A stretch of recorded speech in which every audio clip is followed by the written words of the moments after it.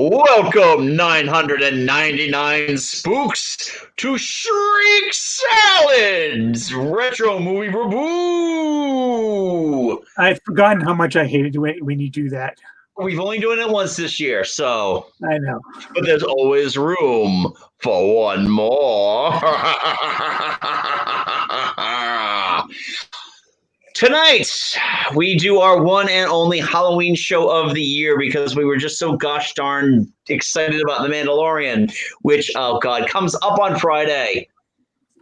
Fridays are my Disney Plus days now, which is kind of cool.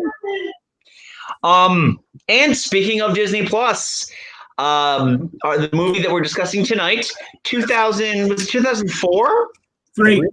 2003's The Haunted Mansion is part of the Disney Plus Halloween collection, and we've all decided to watch it. I think we all watched it yesterday, right? We all have either of you seen it before? No. So we all watched it for the very first time yesterday. That might be a first for us.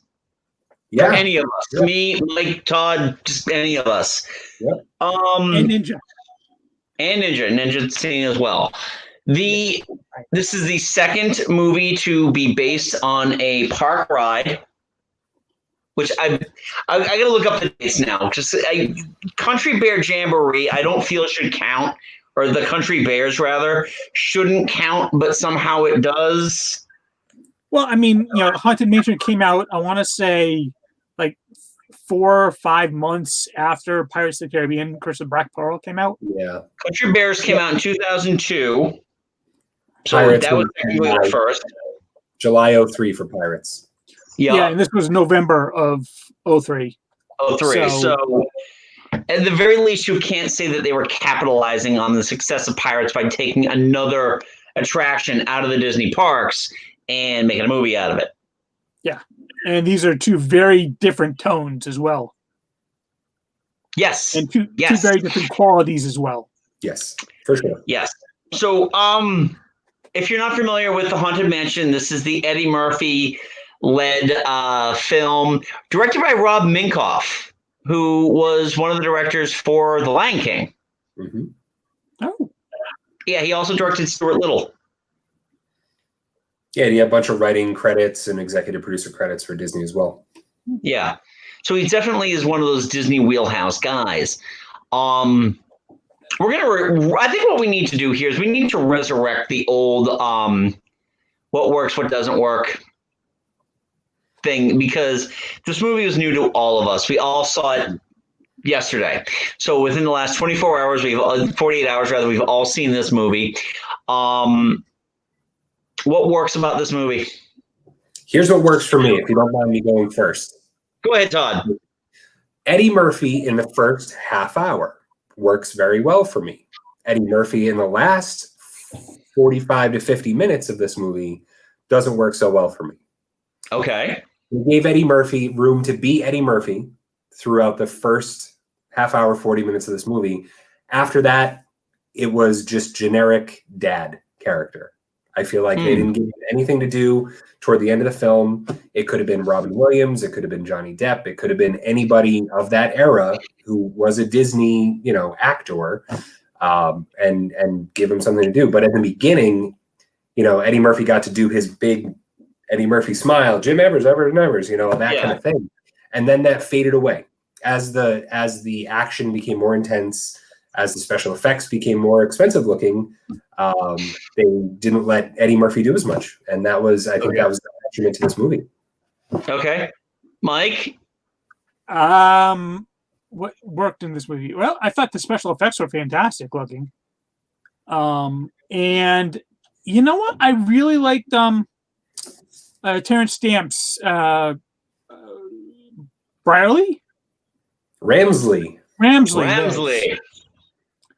Yeah.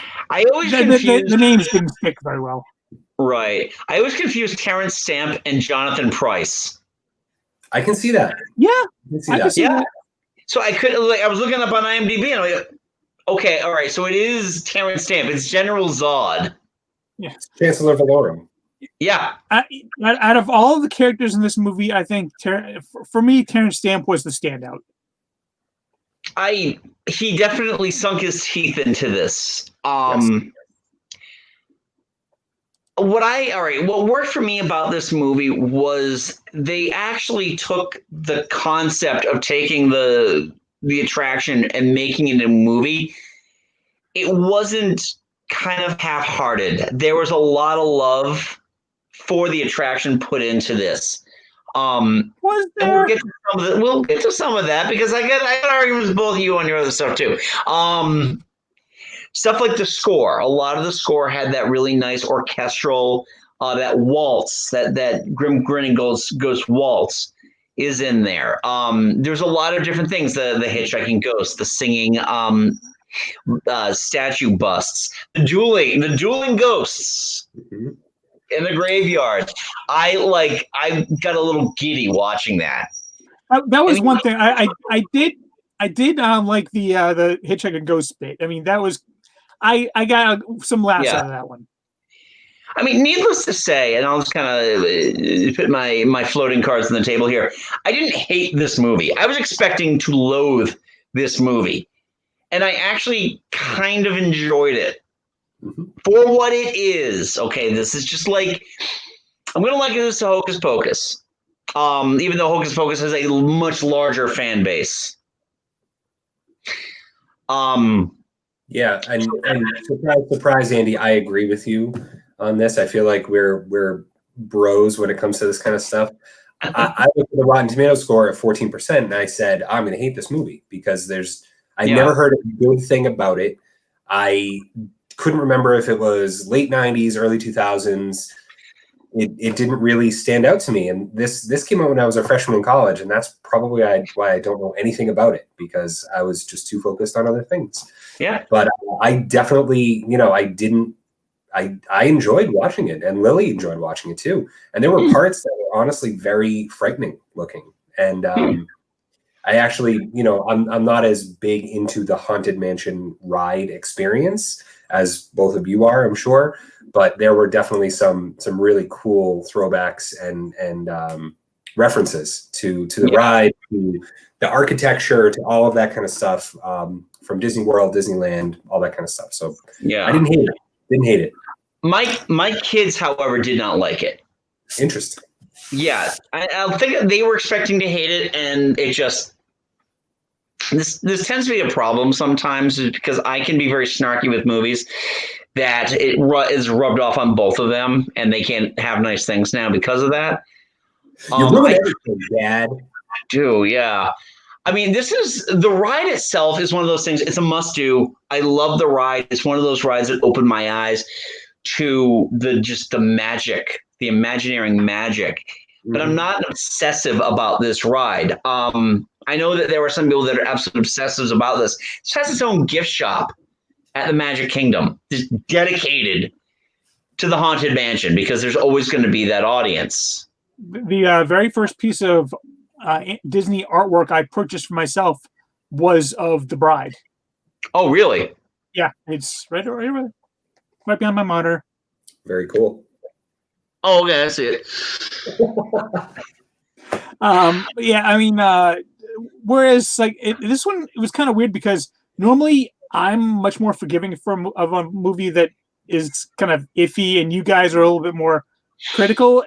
This one kind of opposite. You guys are a little bit more forgiving for it. Me, I didn't like this movie. What's a twist? Yeah, I mean, I will say I was expecting it to be absolutely horrible, and there were some good parts of it. So it wasn't as bad as I was expecting it to be, but it was still, I still didn't like it. I can understand that. I can definitely understand that. There was a lot of this movie that doesn't work for me at all. And Todd, I'm going to address something you brought up just a second ago, was Eddie Murphy. I really didn't.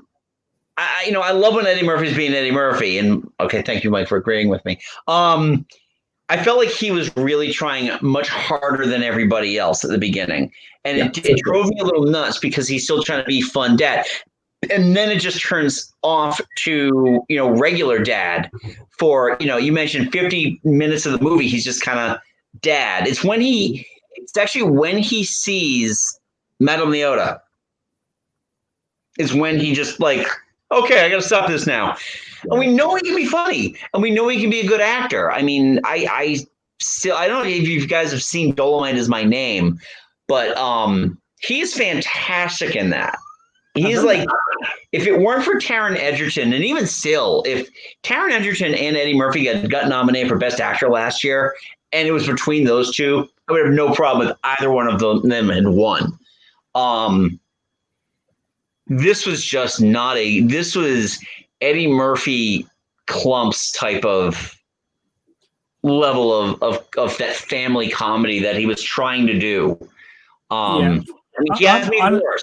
50, 500 words, Meet Dave, all those are terrible. Those are terrible movies. This one was just kind of like, okay, it's Eddie.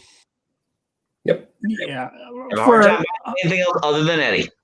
Yeah, I would say for 80% of this movie, I was like, yeah, this is Eddie doing a shtick, and it feels like he's in a totally different movie than almost everybody else in this movie. Other than Madame Leota started great, and then she's just went kind of like she's like a New Yorker now. It's like that is just being a pain in the ass. Just shut the fuck up. Go back to being like Madame the Madame Leota that I love from the ride, where she's she's just stolid and steadfast, just tells you what. No, this is like. Go over there and go do that thing. Come on. What are you doing? Stop. A little too snarky for my taste, especially under the airbag and buckled up in the car. I'm like, come on. I get it. I understand why they did it. It's just like, when Madame Leota starts throwing out one-liners, I'm like, yeah, I'm done with this. The thing with this is that Jennifer Tilly has a very specific voice. She has an incredibly recognizable voice, which is not the voice of Maleficent, which is the original Madame Leota. I looked on IMDb. I couldn't tell who turned down that role first because she could not have been their first choice. Right. Because she doesn't sound anything. There's nothing foreboding about her voice. There's nothing that beware type of thing in Jennifer Tilly's helium voice. I mean, I enjoyed Wallace Shawn and the other actress whose name is escaping me right now, and I'm going to have to look up. I enjoyed them. I thought they were fun, even though I can never hear Wallace Shawn talk and not think either Vizzini or Rex. Mm-hmm. Yeah, absolutely. I was hoping that they would have more decorum than they did. I think they needed to have some kind of fun with some of the people living in the mansion. Dina Sibby Waters as Emma, so she was the maid. Yeah, Mike. I think they did that to be a contrast to Ramsley with his very stoic, very dead portrayal. So they had Wallace Shawn there to kind of liven up the place. Yeah, and it's funny because we just watched Princess Bride maybe a week and a half ago, and Lily looked at me and she was like, that's him. That's Vizzini. I'm like, it's all Rex. And she her mind gets blown when I'm like, that person is this person in this movie, and that's the voice of this. Vizzini died and then went to the Haunted Mansion. Exactly. There we go. Exactly. There we go.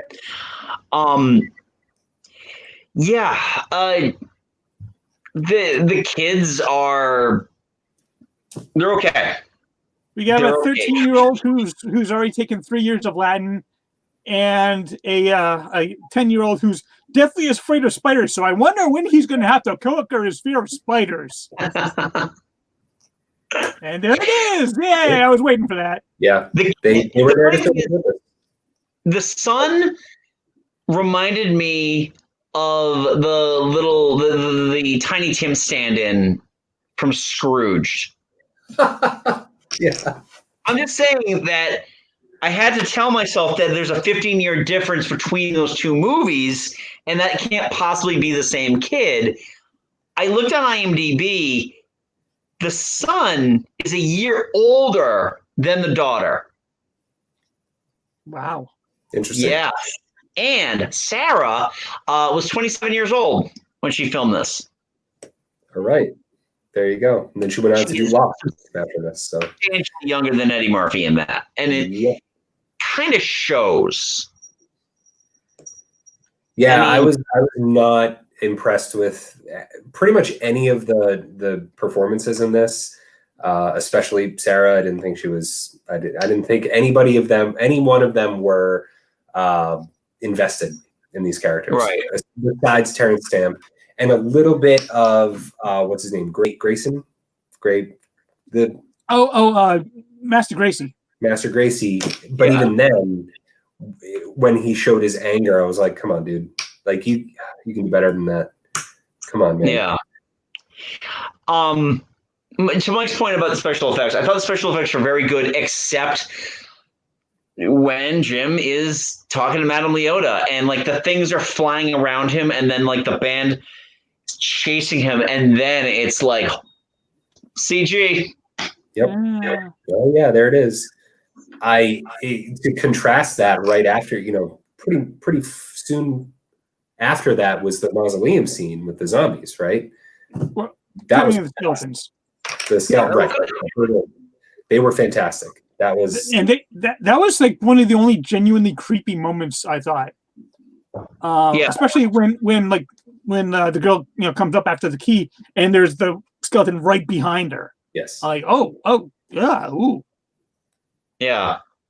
Yeah, I was like, oh, I hope this is going to be okay for the 8-year-old who's watching this.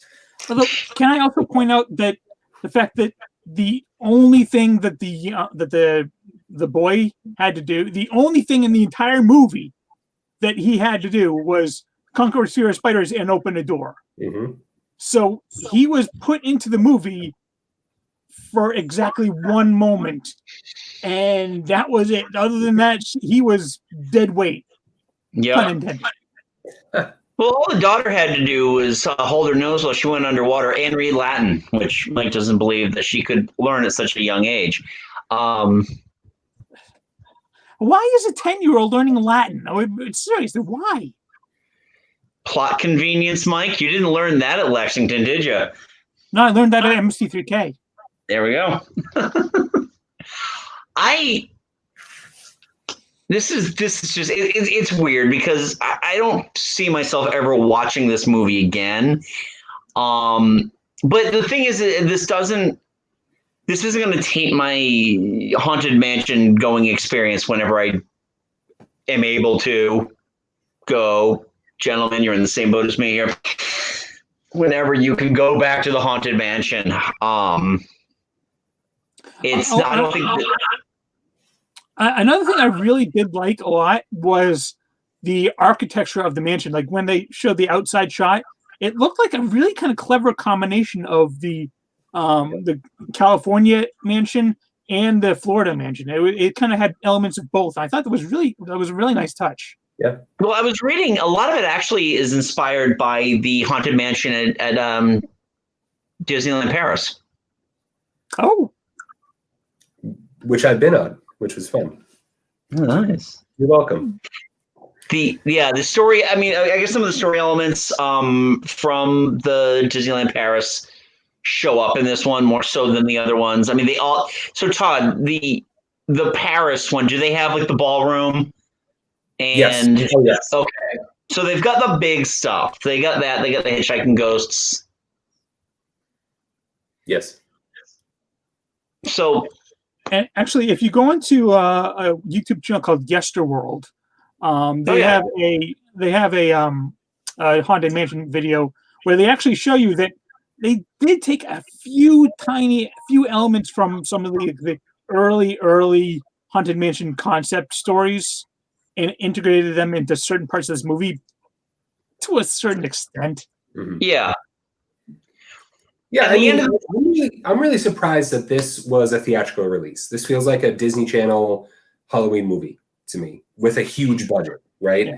Like it didn't feel like it had any of that Disney magic that you would think would be for a theatrical release, especially of that time. especially coming like 4 or 5 months after Pirates of the Caribbean. Right. Well, but that's the thing also, though, is that, and the biggest misnomer about this movie is that it was a cash-in from Pirates, and it wasn't. It was in production. It was probably already finished by the time Pirates had come out. They might have just been more emboldened to add a little more to the marketing budget, perhaps. I mean, you gotta. The thing is, too, is that we tend to think now about Disney as this monolithic thing that owns everything we love. 2003, Pirates of the Caribbean was kind of a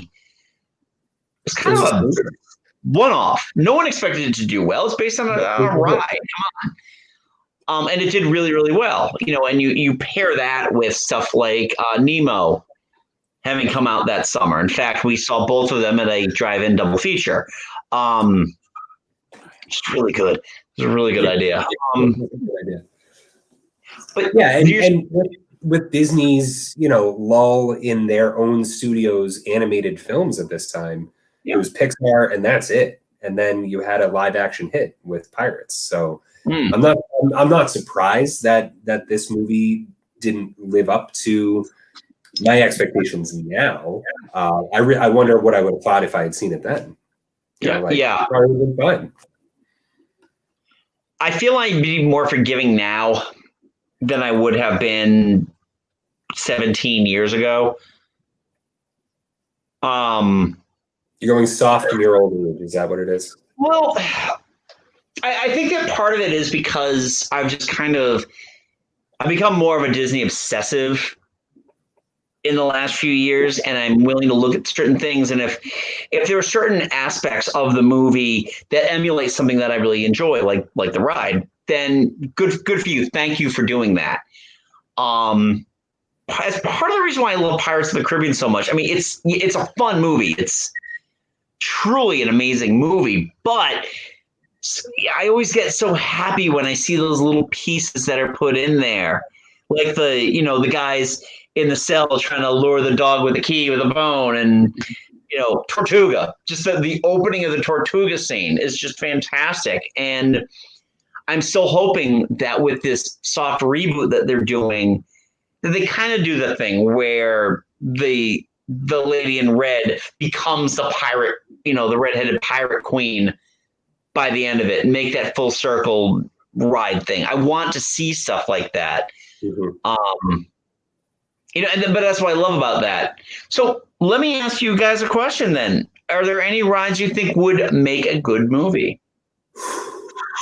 I'm still waiting to see the Jungle Cruise movie. I keep forgetting that's coming out eventually. I don't believe that will be destined for Disney Plus. That will be a theatrical release at some juncture. With The Rock and Emily Blunt? Yeah. I think it looks great. I'm getting strong Mummy 1 vibes off of it. And I think it's going to be a lot of fun. Other than that, what would you do? Big Thunder Mountain. I think there's a movie in Big Thunder Mountain. Okay.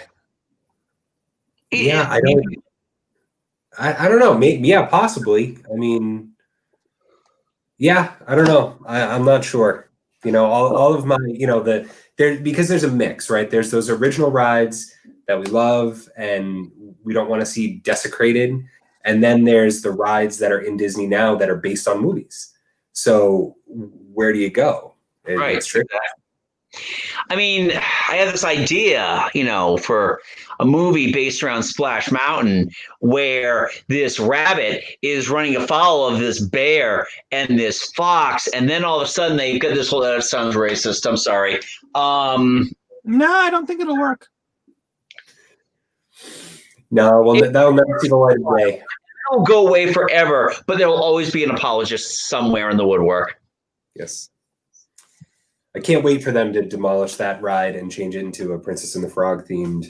They're not going to demolish it. They're just going to redo all the inside. Demolish that ride legacy. I don't like that ride anyway. We've talked about that. Right. All right. So you kind of just gave me the answer for my next question then. So Mike, if you were to go to the Magic Kingdom again, and would you be upset that you couldn't What am I asking you for? You don't ride Splash Mountain either. John dragged me onto it once because it's not that bad. Yeah, it was. Okay, all right. So My stomach is still waiting for me at the top of that mountain. going, damn, this is racist. So all right, then I'll ask anyone who you know, Todd. I'm assuming you have got a family member or two that actually love Splash Mountain. No. Oh, No. It's John enjoys it. It's Florida water. I don't want to smell like Florida water for the rest of the day. It's simple as that. It's not a terrible ride. I don't mind getting wet if the water didn't smell like Sulfur's butthole. I don't want it.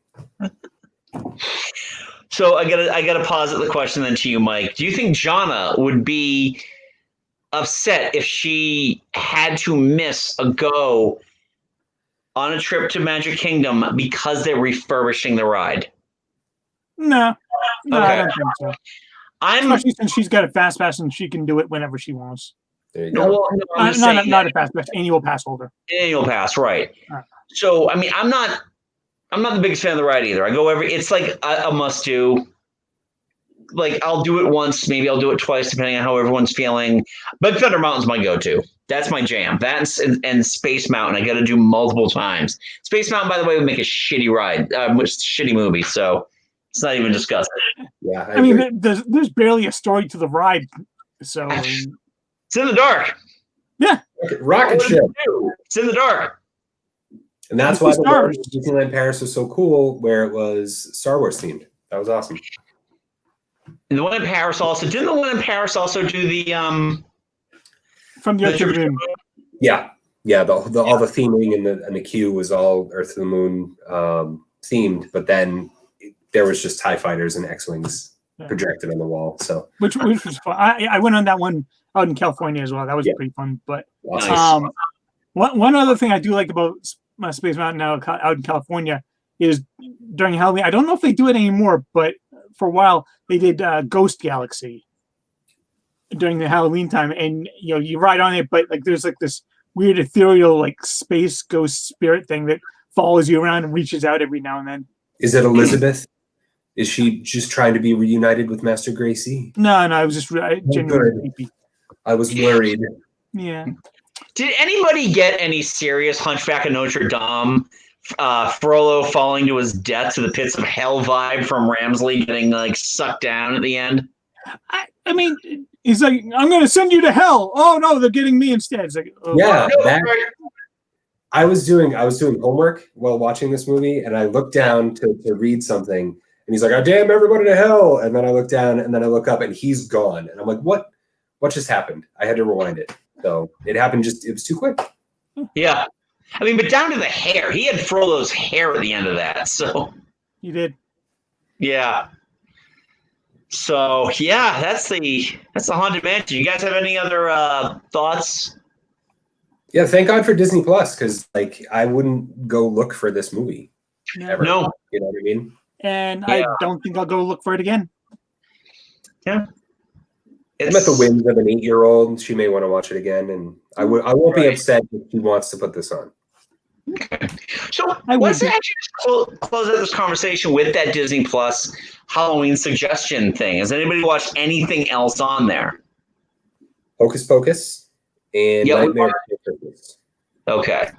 Yep. We watched Hocus Pocus for the very first time this year. I've never seen it before.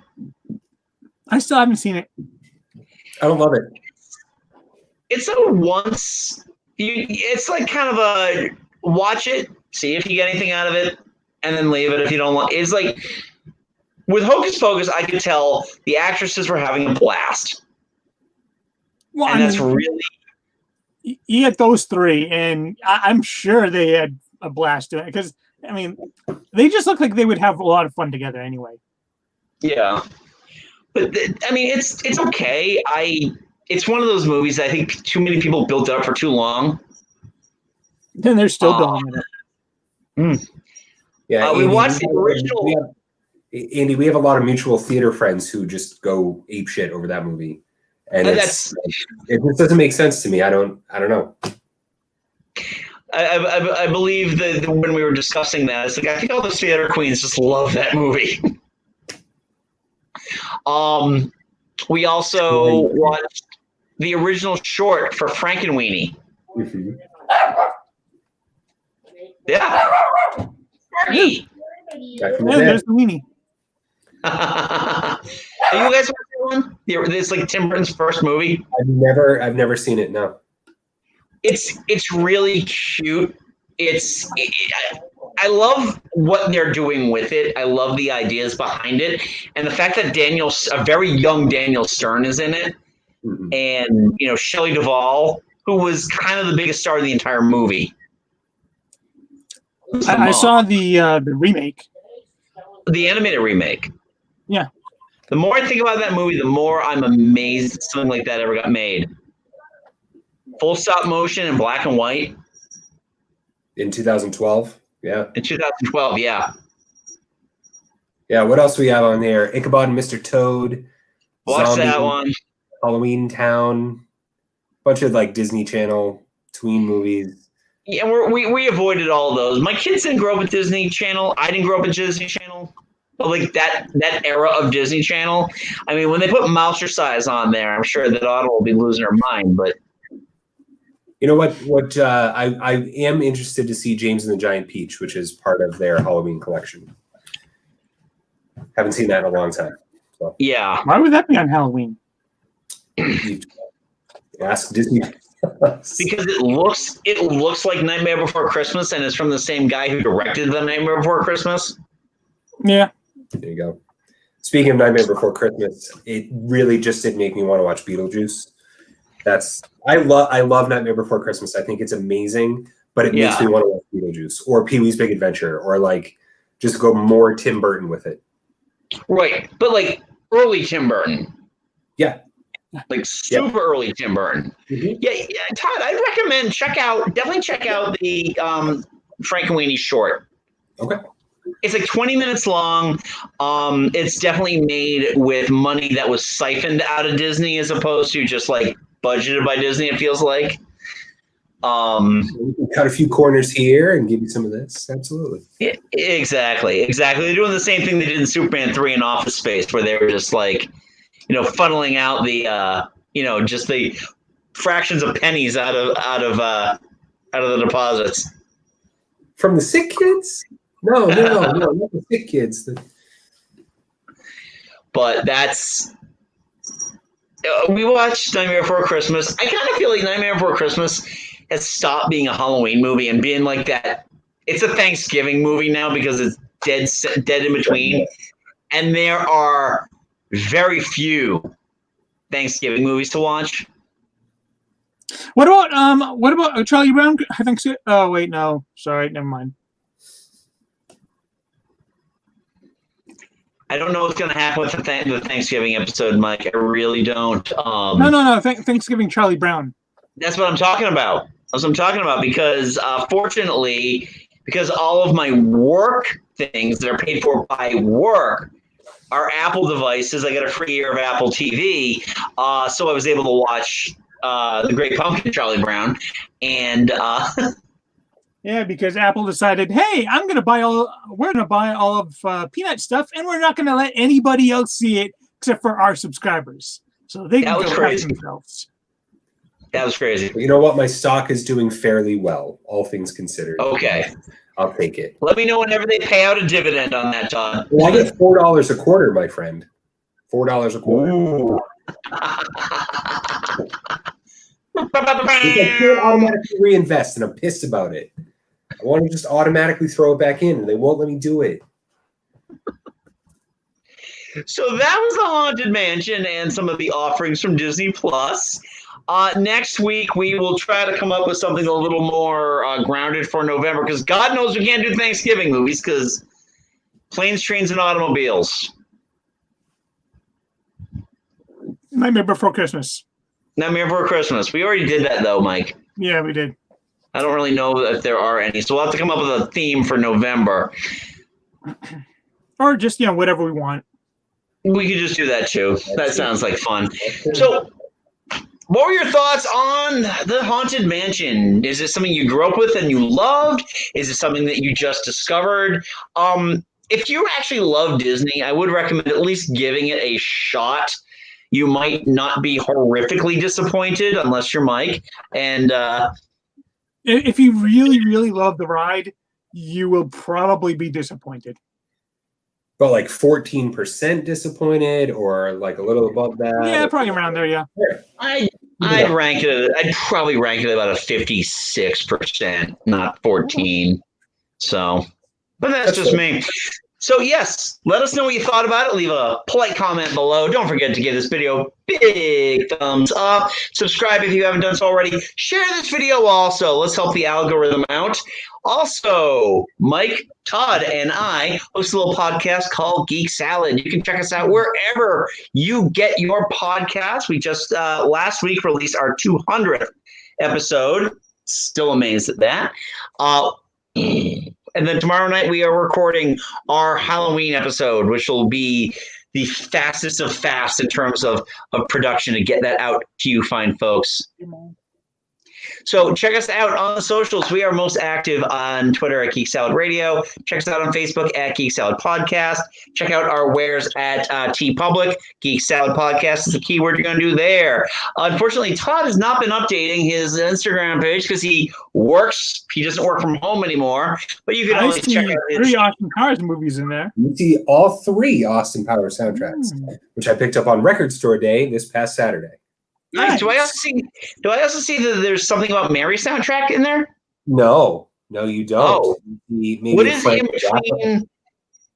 Oh, is that the Spider Shag Me? In between, right? Yes, so you've got your finger right over International Man of Mystery. On the corner, you've got Goldmember. Is the Spider Shag Me in the middle? Yes, it is. All right. Frank Zappa, Booker T and the MGs, Warren Zevon. I can't tell what that is. And Eve 6. I got Eve 6 on vinyl. Oh, God. Swallow my pride, choke on the rinds. The lack thereof would leave me empty inside. Well, Charles Mingus was the other one. So, okay. So anyway. Wow. Until next time, I'm Andy. I'm Mike. I'm Todd. Mike, did you freeze? No, you froze. Oh, I froze. Okay. So anyway, until next time, I'm Andy. I'm Mike. I'm Todd again. Go forth and be nerdful. Happy Halloween, and we will talk to you later. Happy Halloween.